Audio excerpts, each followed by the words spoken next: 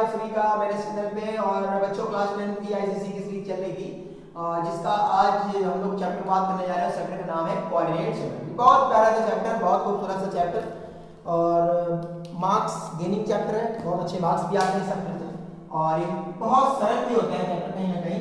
बस आपको क्या है, शर्त ये है कि आपको कैलकुलेशन गलत नहीं होनी चाहिए। आपकी कैलकुलेशन अगर आपको आती है तो प्रॉब्लम नहीं आ जाएगी।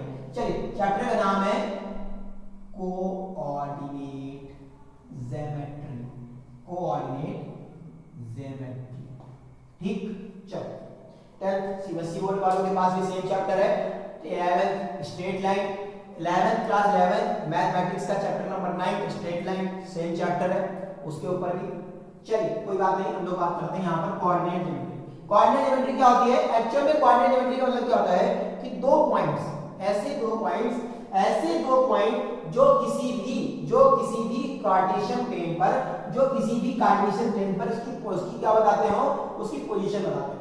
ऐसे कोई पॉइंट्स जो कार्टेशियन प्लेन पर क्या बताते हो, पोजीशन बताते हैं, उन्हें कोऑर्डिनेट ज्योमेट्री कहते हैं। जैसे फॉर एग्जांपल हम बात कर लेते हैं कि कोऑर्डिनेट ज्योमेट्री में x और y करके लिखते हैं। पहले x लिखा जाता है, बाद में x को कहते हैं एब्सिसा। क्या कहते हैं बेटा? एब्सिसा। और इसको कहते हैं ऑर्डिनेट। क्या कहते हैं? ऑर्डिनेट। ये दोनों मिलके दो ऑर्डिनेट मिलके क्या बनाते हैं? कोऑर्डिनेट बनाते हैं। दो ऑर्डिनेट मिलके क्या बनाते हैं बाबू? कोऑर्डिनेट बनाते हैं। चलिए, इस चैप्टर का सबसे पहला टॉपिक और सबसे इंपॉर्टेंट भी टॉपिक कहीं ना कहीं, क्योंकि क्वेश्चन उससे बनने वाले बहुत बढ़िया होंगे। चलिए एक मिनट खा लेते थोड़ा सा। चलिए, टॉपिक का नाम है डिवीजन और सेक्शन फार्मूला। कहीं कहीं बुक में डिवीजन फार्मूला लिखा होता है, नॉर्मली तो सेक्शन फार्मूला आपको देखने को मिल ही जाएगा। सेक्शन फार्मूला क्या होता है? Section formula when two points are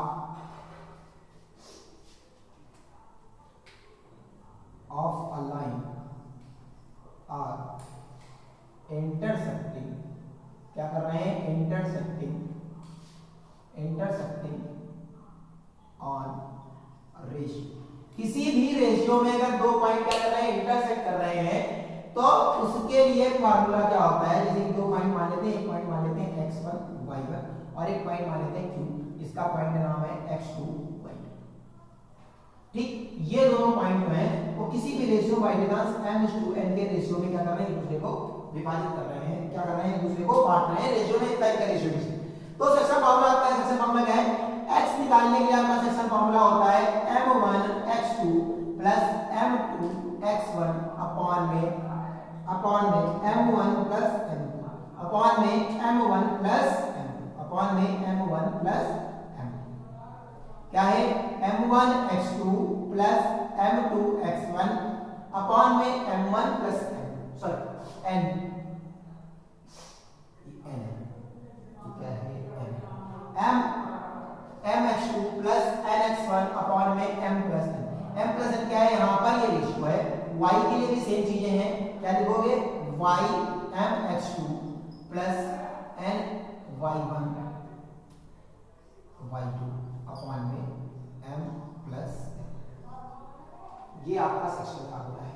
अगर कोई भी दो पॉइंट्स एक दूसरे को कुछ रेशियो में बांटते हैं, किसी भी रेशियो में एक दूसरे को डिवाइड करते हैं, तो उनका सेक्शन फार्मूला ये निकल के आता है। क्या निकल के आता है? x पॉइंट निकालने के लिए आपको m1 m x2 plus n x1 upon में m1 प्लस n1 अपॉन में m प्लस n और y2 minus y2 plus y1 upon में n प्लस। ये आपका आता है सेक्शन फार्मूला, या जिसे आप डिवीजन फार्मूला भी कह सकते हैं। कहीं ना कहीं बात सेम होती है, लेकिन कोई बात नहीं, आपकी जो इच्छा है आपको गई, जो आपको बुक में दिया हुआ है वो गई। चलिए, इसके बाद बहुत इंपॉर्टेंट टॉपिक इस चैप्टर का, सबसे ज्यादा क्वेश्चन दूसरे लगने वाले हैं, वो है स्लोप ऑफ द लाइन। कैसे आप किसी भी लाइन का स्लोप फाइंड करेंगे? Find the slope of line. अगर किसी भी लाइन का आपको स्लोप फाइंड करना है, या इसका एक शब्द और देखने को मिल जाएगा आपको, सीबीएसई में नहीं देखने को मिलता है, हमने आईसीएसई बहुत देखा होगा, गार्डिनेट। क्या लिखा होगा? गार्डिनेट। क्या लिखा होगा? गार्डिनेट। क्या लिखा होगा? गार्डिनेट लिखा होगा। गार्डिनेट जिसे कहते हैं, स्लोप कहो या गार्डिनेट कहो, एक्चुअल में होता एक ही चीज है।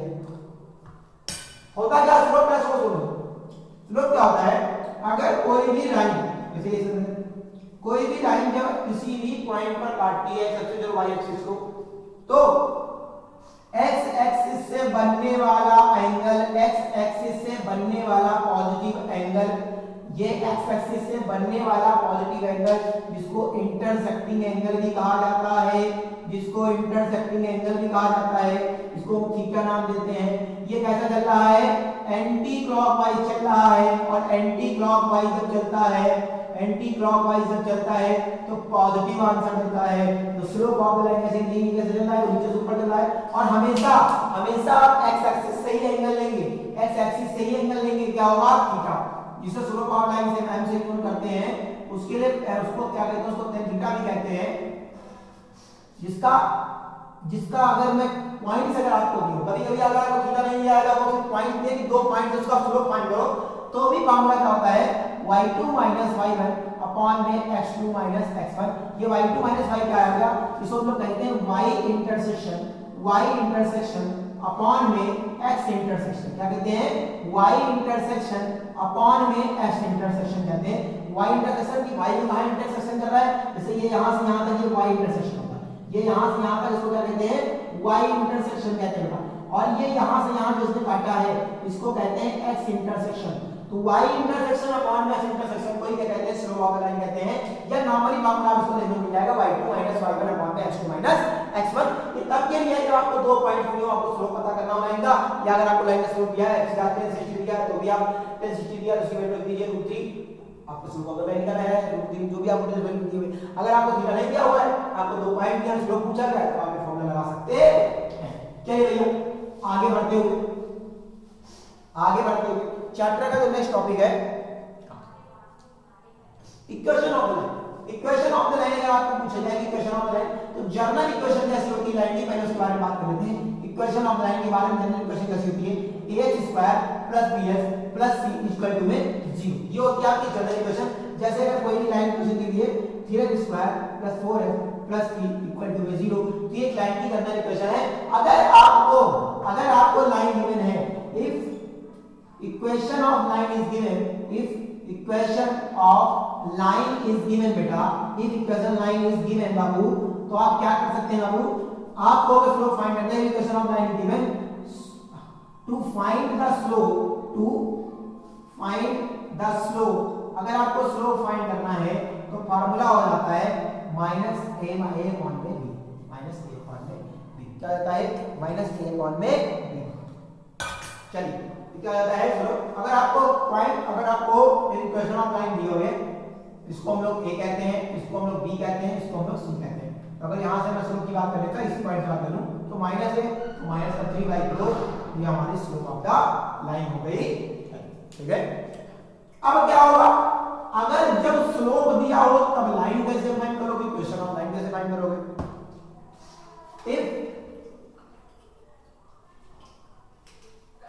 if slope is given and one point which also given, एक स्लोप भी दिया हुआ है और एक इंटरसेक्शन पॉइंट भी दिया हुआ है, देन इक्वेशन ऑफ लाइन होती है तुम्हारी, इक्वेशन ऑफ लाइन जो होती है बाबू, वो क्या होता है उसके लिए फॉर्मूला, बहुत सिंपल सा फॉर्मूला है, y - y1 इक्वल टू में mx - x। हाँ, अगर इफ 2 पॉइंट्स आर गिवन, अगर 2 पॉइंट्स गिवन है, अगर 2 पॉइंट दिए हुए हैं, तो आप कुछ नहीं, पहले उन 2 पॉइंट से मदद से आप क्या फाइंड करिए, m फाइंड करिए, और फिर आप लगाइए। जैसे अगर आपको 2 पॉइंट गिवन है, तो स्लोप ऑफ द लाइन के लिए क्या फॉर्मूला होता था, स्लोप के लिए फॉर्मूला होता था y2 - में y1 अपॉन में x2 - में x1 और इनटू में x - x, ये चलता है, ठीक है। ये भी फॉर्मूला होता है, अगर 2 पॉइंट गिवन है ये फॉर्मूला होता है। चलिए ये तो हो गया चीजें पहले, हाँ चलो अगला टॉपिक देख रहे थे, तो अगला टॉपिक आपके यहाँ है, अगर दो स्लोप क्या है, स्लोप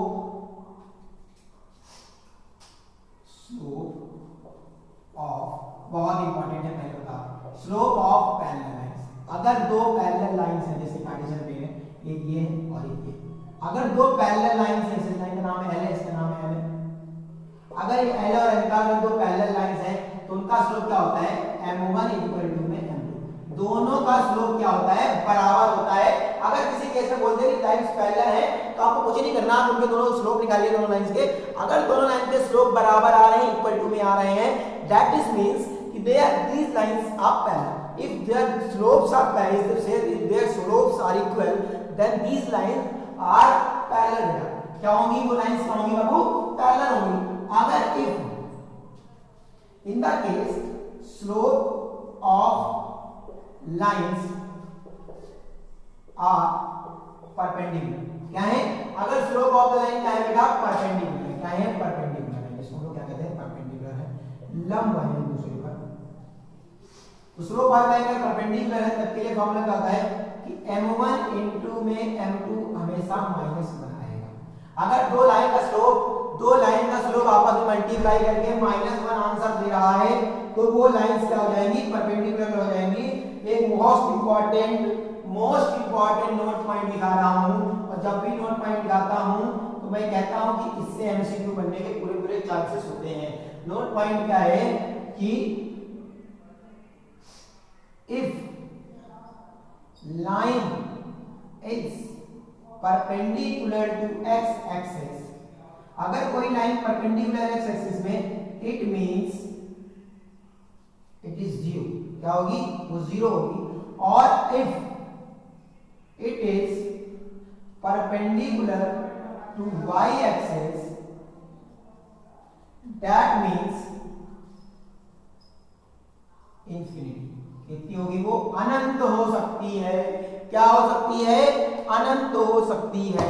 अगर कोई लाइन का स्लोप, अगर किसी भी लाइन का slope, if slope of the line is perpendicular to x axis, it means वो जीरो होगा। अगर कोई लाइन का स्लोप परपेंडिकुलर है x एक्सिस पर तो वो उसका स्लोप कितना आएगा, जीरो होएगा। यानी देखते हैं मतलब क्या बात कर रहे हैं, if slope of the line perpendicular to x axis, it means 0. If it is perpendicular to y axis, then it means it will infinite. कितना होना चाहिए, वो अनंत होना चाहिए। समझ में आ रहा है नहीं आ रहा, आई होप आपको कॉन्सेप्ट क्लियर है। नहीं क्लियर है फिर से जाइए, वीडियो को फिर से देखिए, पूरी तरीके से देखिए और समझिए। उसके बाद चैप्टर्स में जाइए, क्वेश्चंस लगाइए, क्वेश्चन पे देखिए, क्वेश्चन से जूझिए। मैथ से घबराना नहीं है बाबू, मैथ बहुत सरल होती है। इसी वजह से तो किसी बहुत महान इंसान ने कहा है कि if you want to understand the God, first understand the math। अगर आपको भगवान को समझना है, भगवान को जानना है तो आपको मैथ जाननी पड़ेगी, क्योंकि कितना बड़ा मैथमेटिशियन है वो भगवान, वो कितना मैथमेटिशियन है वो ऊपर वाला, जो बैठे बैठे जो आपकी जिंदगी का हर एक सेकंड इतना परफेक्टली उसने डिजाइन किया हुआ है, इतनी परफेक्टली उसने कैलकुलेशन की हुई है, वो अगले सेकंड क्या होने वाला है उसके अलावा किसी को नहीं पता। चलिए तब तक के लिए बने रहें, मुस्कुराते रहें और थैंक यू।